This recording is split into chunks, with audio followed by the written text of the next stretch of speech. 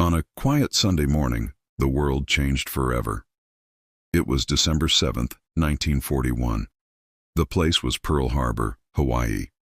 A day that began in peaceful tranquility would end in infamy, catapulting a reluctant nation into the greatest conflict the world had ever known.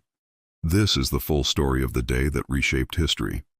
To understand the fire that rained down on Hawaii, we must look back at the years of simmering tension.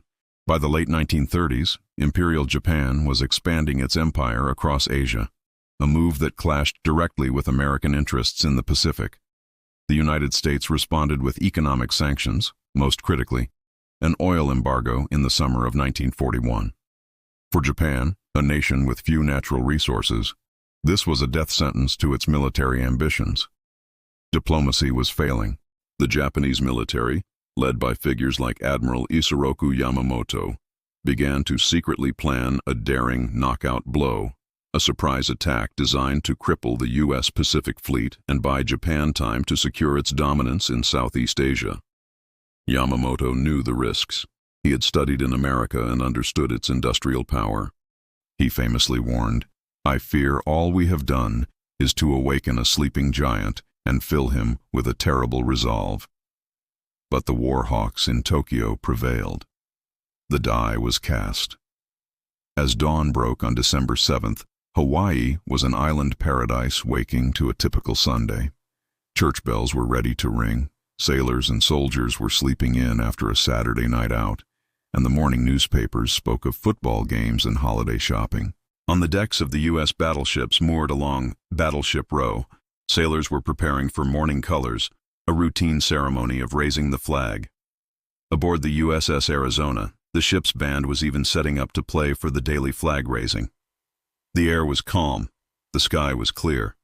Few had any idea that just over the horizon, the largest aircraft carrier strike force in history was steaming towards them. 6 Japanese carriers had traveled over 3,500 miles in complete radio silence. Their mission? To unleash hell. At 7:48 a.m. Hawaiian time, the first wave of 183 Japanese planes, torpedo bombers, dive bombers, and fighters, appeared in the skies over Oahu. The calm was shattered by the scream of diving aircraft and the thunder of explosions. The attack was a complete surprise. The initial targets were the airfields, to prevent American planes from taking off and fighting back. Wheeler and Hickam fields were ravaged, with planes destroyed wingtip to wingtip on the ground. Then, the focus shifted to the naval heart of Pearl Harbor, Battleship Row. Torpedoes, specially modified to run in the shallow harbor waters, slammed into the sides of the unsuspecting battleships. Dive bombers rained armor-piercing bombs from above. The USS Oklahoma, struck by multiple torpedoes, capsized in minutes, trapping hundreds of men inside. The USS West Virginia and USS California sank at their moorings, but the most devastating blow was delivered to the USS Arizona. A 760-pound bomb penetrated its forward deck, igniting the main ammunition magazines. The resulting explosion was catastrophic, a fireball that lifted the 33,000-ton battleship out of the water. The Arizona sank in less than 9 minutes, taking 1,177 of its crew with it to the bottom of the harbor. It was a scene of unimaginable chaos and destruction. Smoke choked the sky, oil from ruptured ships burned on the water's surface, and the sounds of battle were everywhere. Amid the horror, stories of incredible bravery emerged. On the USS Nevada, sailors fought to get their ship underway, making it the only battleship to attempt to escape the harbor. Though it was repeatedly bombed and beached to avoid blocking the channel, its crew's courage became a symbol of defiance.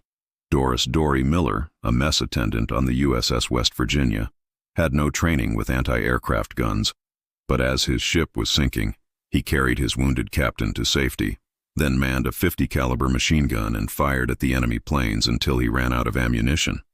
He was later awarded the Navy Cross for his heroism, the first African American to receive the honor.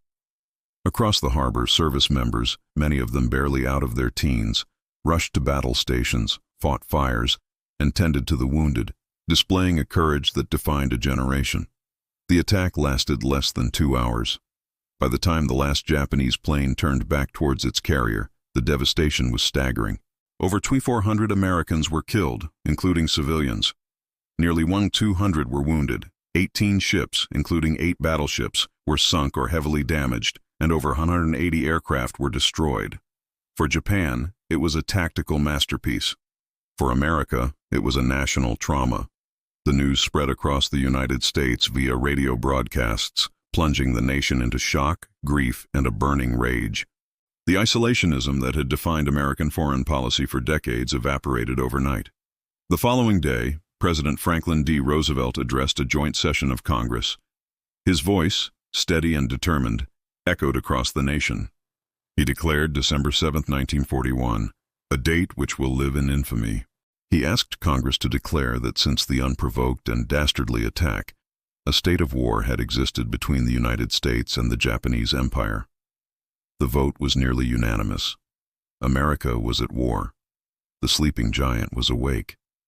The attack on Pearl Harbor, intended to paralyze the United States, instead unified it like never before. It ignited a national resolve that would fuel the war effort, from the factory floors of Detroit to the bloody beaches of Normandy and the volcanic sands of Iwo Jima. Today, the USS Arizona Memorial stands as a solemn, white monument above the sunken hull of the battleship. It is a place of pilgrimage, a tomb for the brave men who remain entombed within. The oil that still leaks from the ship, drop by drop, is known as the Tears of the Arizona, a poignant reminder of the cost of that day. The attack on Pearl Harbor was a tragedy, but it was also a turning point. It thrust America onto the world stage, not just as a combatant, but as a future global leader. It forged a generation through fire and sacrifice, and ultimately, it was the day that changed the world forever. Thank you for joining us on this journey back in time. If you found this story meaningful, please like this video and subscribe to our channel for more deep dives into the events that shaped our history. We'll see you next time.